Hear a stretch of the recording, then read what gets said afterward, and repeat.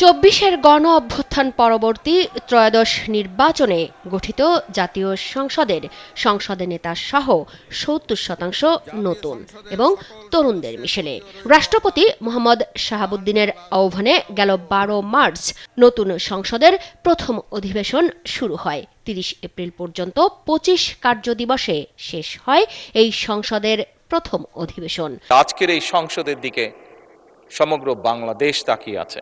প্রথম অধিবেশনে মোট ১৩৩টি অধ্যাদেশ উপস্থাপন করা হয় এবং ৯৪টি বিল পাশ করা হয়। এই অধিবেশনে ৫টি সংসদে স্থায়ী কমিটি এবং ২টি বিশেষ কমিটি গঠন করা হয়। মুক্তিযুদ্ধ, ২৪-এর গণ অভ্যুত্থান, জুলাই সনদ, দেশের নানা সংকট, আইনশৃঙ্খলা পরিস্থিতি, জ্বালানি তেল নিয়ে হয়েছে সরকার ও বিরোধী দলের আলোচনা সমালোচনা। বিষয়গুলো নিয়ে তর্কে বিতর্কে উত্তপ্ত হয়েছে সংসদ থেকে ওয়াকআউটও করেছে বিরোধী দল। নিয়ম ভাঙার রীতিও ছিল চোখে পড়ার মতো। সেই সাথে শিষ্টাচার মানতে স্পিকারের পক্ষ থেকেও ছিল কড়া নির্দেশনা। এত অসহিষ্ণু হলে চলবে না mister Abdullah. This is not Shahbag square, this is the parliament. প্রথম অধিবেশনে কতটুকু পূরণ হলো জন আকাঙ্ক্ষা? জাহাঙ্গীরনগর বিশ্ববিদ্যালয়ের এই শিক্ষক বলেন, দীর্ঘদিন পর সংসদ প্রাণবন্ত হয়েছে। প্রশংসা করেন সরকার ও বিরোধী দলের ভূমিকার। সংসদের সাথে জনগণের একটা আপনার সংযোগ তৈরি হয়েছে। জনগণ সংসদের অধিবেশনগুলো উপভোগ করছে। বিরোধী দল এখান থেকে কিছু কিছু বিষয়ে দ্বিমত করেছে, ওয়াকআউট করেছে, কিন্তু সংসদে তারা কার্যক্রমে অংশগ্রহণ করেছে। এটা একটা পজিটিভ দিক। এই জাতীয় সংসদের অধিকাংশ সদস্য আপনারা জানেন যে প্রথমবারের মতো নির্বাচিত হয়েছেন। সংসদ অধিবেশনের বৈঠকগুলোতে আমরা দেখেছি যে স্পিকার বারবার তাদেরকে মনে করিয়ে দিচ্ছেন, বলে দিচ্ছেন যে রুলস অফ প্রসিডিউর পড়তে হবে, রুলস অফ প্রসিডিউর দেখতে হবে।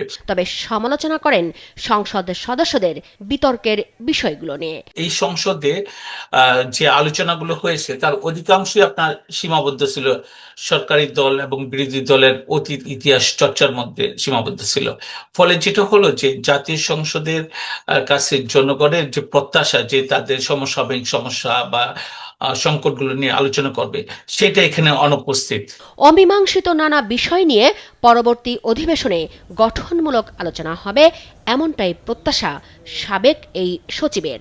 ১৩৩টি অধ্যাদেশ ছিল, সেগুলোকে আইনে পরিণত করার একটা ব্যাপার ছিল। যেগুলোকে তারা মনে করেছেন যে আইনে পরিণত করা যাবে, সরকার মনে করেছেন সেগুলো তারা আইনে পরিণত করেছেন। সংসদের প্রথম অধিবেশনের একটা ট্রানজিশন সংসদের যা করার দরকার ছিল সেটা তারা 90% করেছেন।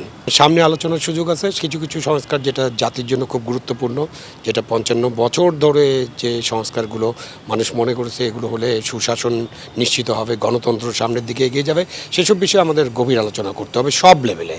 আগামী অধিবেশনগুলোতে আরও জন আকাঙ্ক্ষার প্রতিফলন ঘটবে বলেও প্রত্যাশা তাদের।